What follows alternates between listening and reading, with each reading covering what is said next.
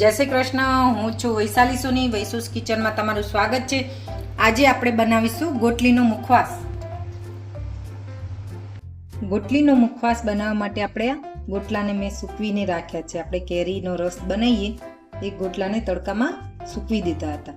એને હવે પાગીને અંદરથી આપણે ગોટલી કાઢીશું.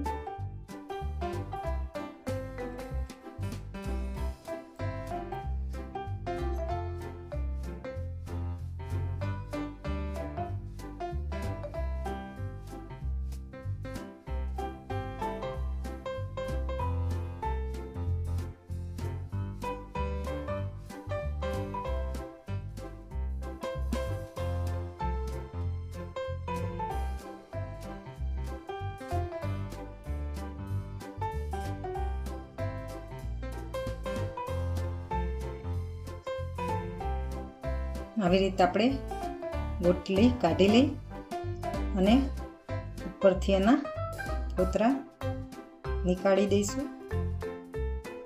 હવે આપણે ગોટલામાંથી બધી ગોટલી નીકાળી લીધી છે. આપણે આને કટ કરીશું આવી રીતે.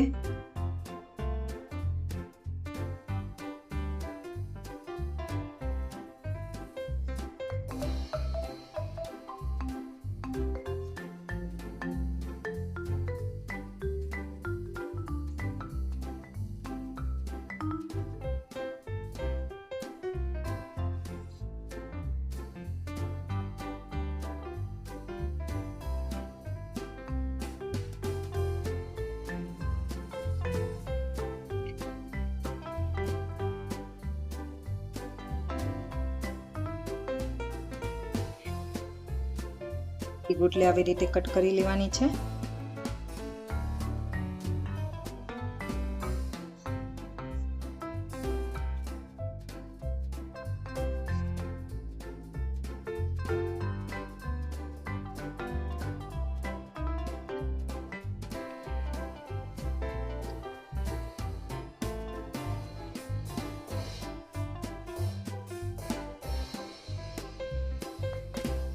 હવે આપણે બધી ગોટલીઓનું કટિંગ કરી લીધું છે, નાના નાના પીસ.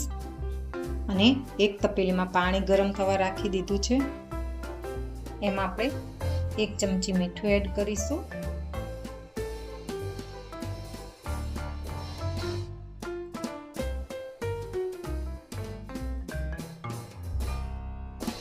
પાણી આપણું સરસ ગરમ થઈ ગયું છે. એમાં આપણે આ બધી ગોટલીને એડ કરી દઈશું.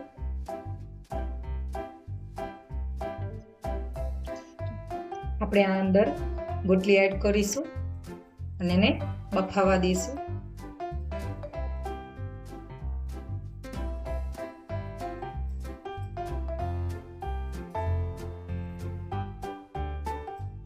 આ ગોટલીનો મુખવાસ B12 માટે પણ બહુ જ સારો હોય છે. એનાથી B12 પણ બહુ સારું એવું વધી જાય છે આપણું. જેને B12 ની પ્રોબ્લેમ હોય એને આ ગોટલીનો મુખવાસ ખાવો બહુ સારો રહે છે. આપણી ગોટલીને બફાતા 5-7 મિનિટ થઈ છે. હવે આપણી ગોટલી રેડી થઈ ગઈ છે, બફાઈ ગઈ છે સરસ. હવે આપણે એને પાણીમાંથી કાઢી લઈશું. હવે આપણે આ ગોટલીને પાણીમાંથી આપણે લઈ લીધી છે ને એને 5 થી 10 મિનિટ સુધી આપણે કોટનના કપડા પર પોળી કરીને સુકાવા દઈશું થોડી વાર સુધી.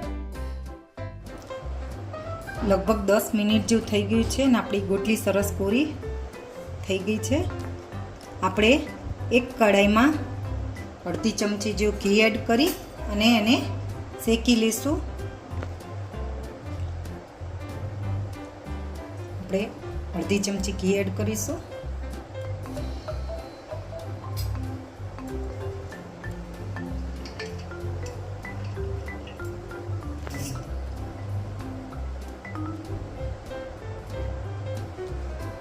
હવે આપણું ઘી ગરમ થઈ રહ્યું છે. આપણે એમાં આ ગોટલી બધી એડ કરી દઈશું.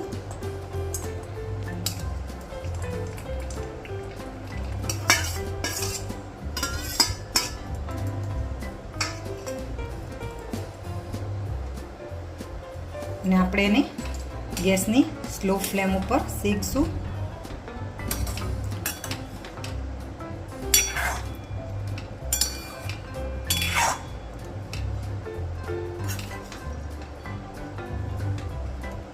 આ ગોટલીને શેકાતા થોડી વાર થશે. એને આપણે ફૂલ તાપે નથી શેકવાની, ધીમા તાપે જ શેકવાની છે.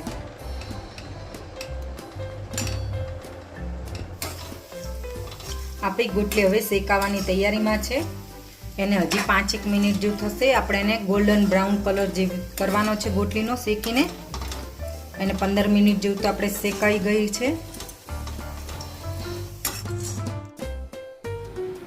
ગોલ્ડન બ્રાઉન કલર જેવો થઈ ગયો છે. હવે આપણે ગોટલીને 25 મિનિટ જેવું થયું છે શેકાતા અને એ સારી શેકાઈ ગઈ છે. હવે